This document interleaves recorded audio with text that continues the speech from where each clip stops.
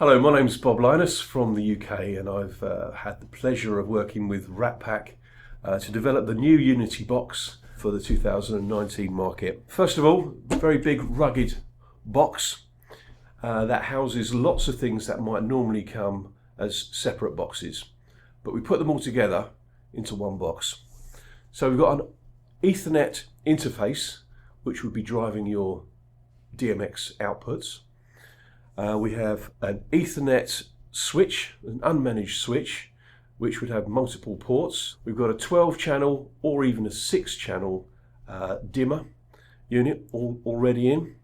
And we have two wireless interfaces, CRMX interfaces, which can be either in receive or transmit mode.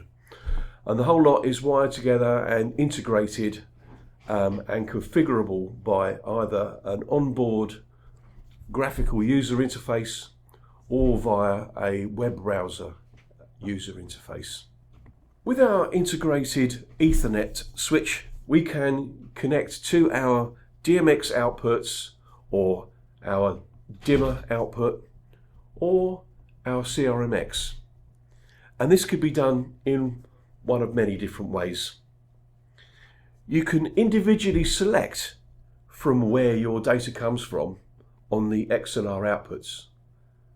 Because we've got ArtNet or SACN coming in, we can decide which universe we want each of these outputs to come from. We can also select where we want the data to come from. That will be driving our Edison outputs here.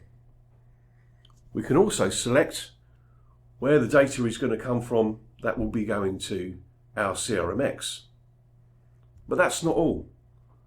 If we decided that we wanted one or two of these CRMX to be receivers, we could then make those be the source of the data for some of these outputs.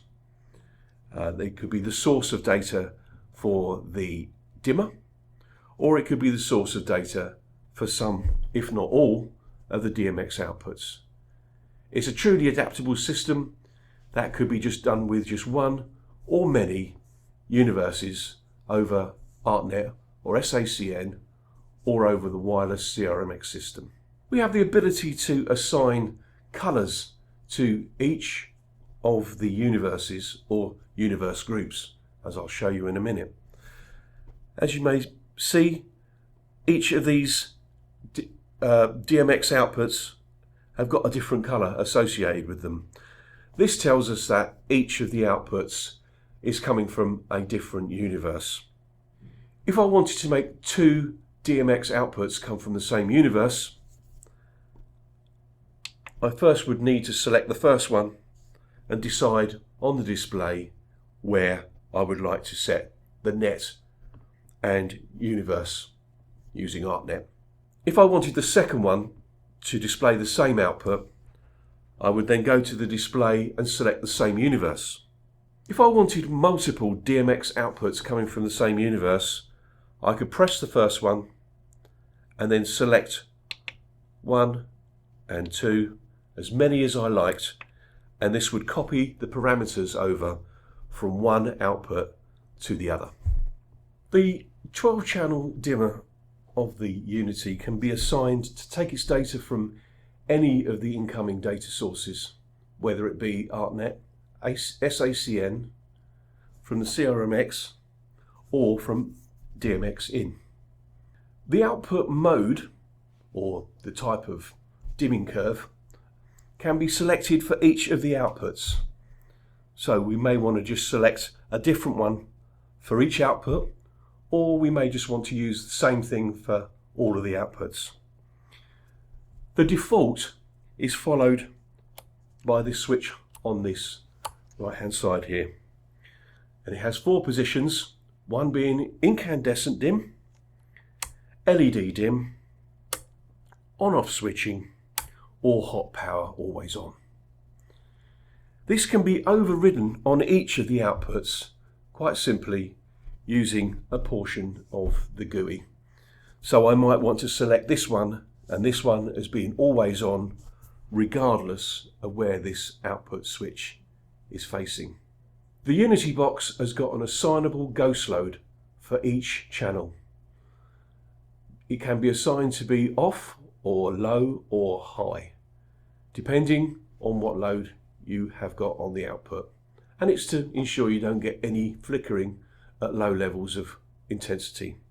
The ghost load switching is available via the web GUI, which I will talk about in another section. The Unity box is available in 3 varieties. This one is a 12 by 1.2 kilowatt, which is 12 Edison outputs. It's also available in a dual Sockerpex output, which has got 6 channels on each output, also being 1.2 kilowatts per output. And finally, it's available as a dual output, which is 6 Edisons and 1 Sockerpex output, which is only 6 channels, so that would be 6 by 2.4 kilowatts. Parameter adjustments of the Unity can be made via the Onboard graphical user interface. And there's 2 controls, very simple. There is a rotary control with a push to select button, and there is a simple back button. And with these 2, we're able to access all of the menus. On the main front page of the Unity display, we have the DMX address of the dimmer. Going down the next section down is the IP of the box itself on the network. The next section down tells us what universe the dimmer is associated with. And finally, the section at the very bottom tells us what mode the dimmers are selected to. At the very top of the display, there is a name. This says RatPack Unity, but this name can be edited to describe the location of the unit. For example, it could say fireplace or stage right, but very simply describes where the location of this Unity can be found. Editing of parameters is very simple. From the main page, we can just select, let's say, DMX address. We push the button in to then have the address come up, and now we can edit the value to the address that we require and press select again to confirm that. To come out of that, we press the back button. Moving further down the front page, we can now go to the IP section, which tells us the IP of the device on the network. The information on this display tells us whether we're an ArtNet device or an SACN, and we can change between the 2. We're also able to change any part of the IP address to match any special IP system that your system is using.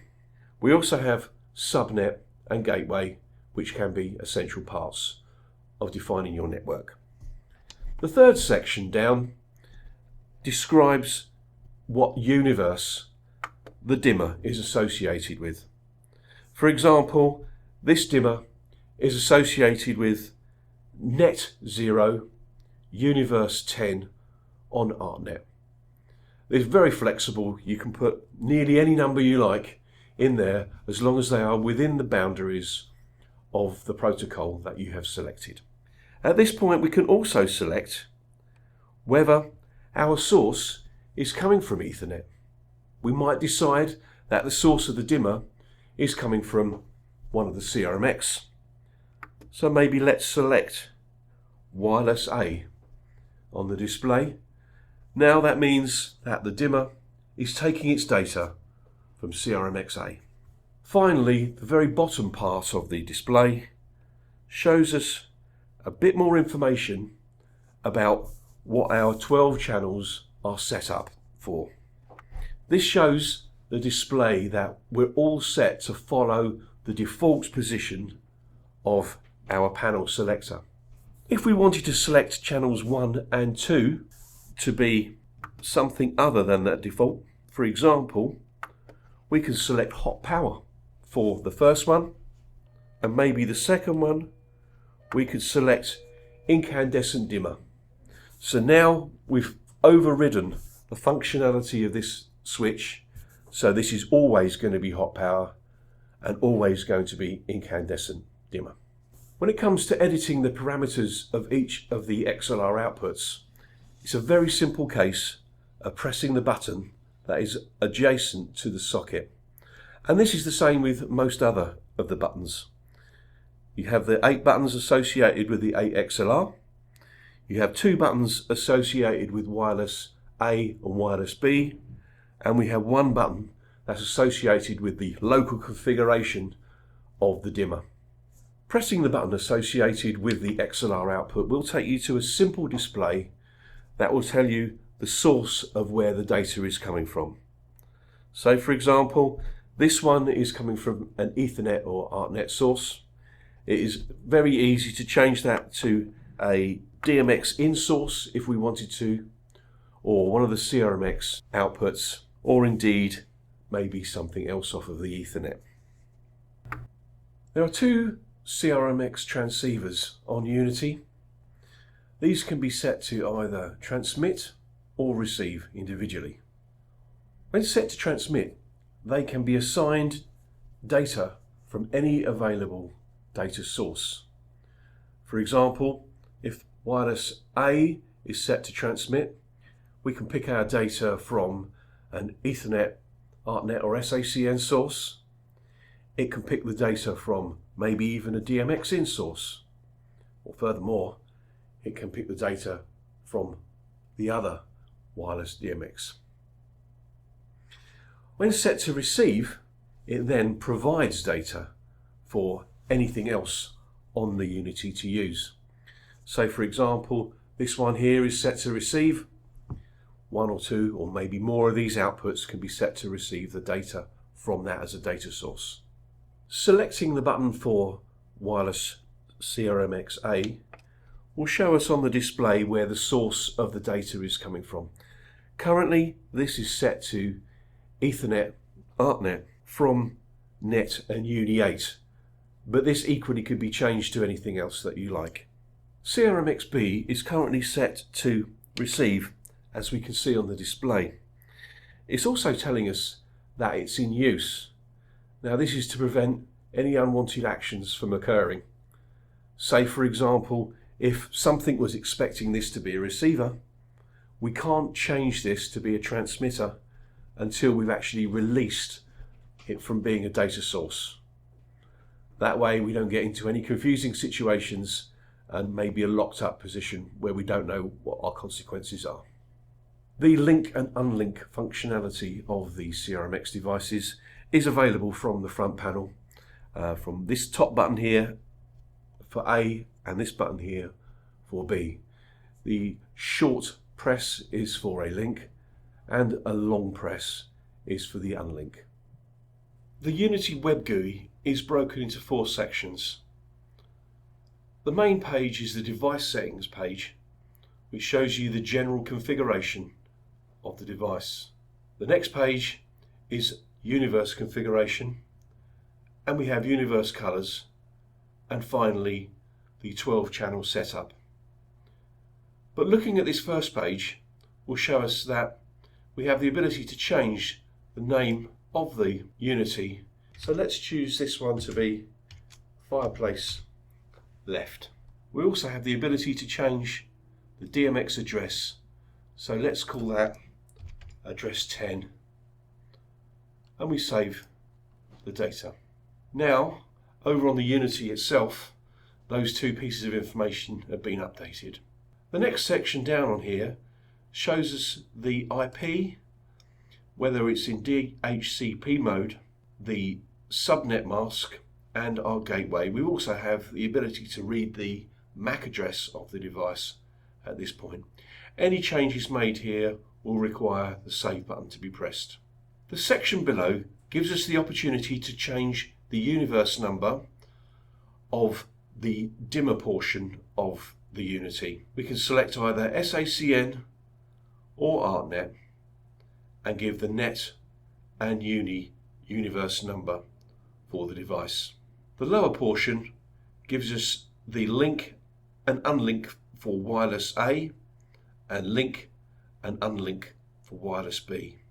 The lower section of the main page gives us the ability to reboot the device or locate the device using Identify.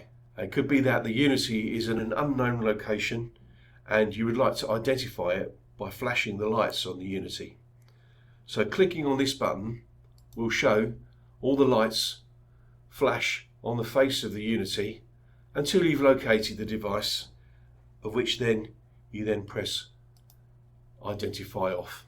The second page of the web GUI for the Unity is our universe configuration.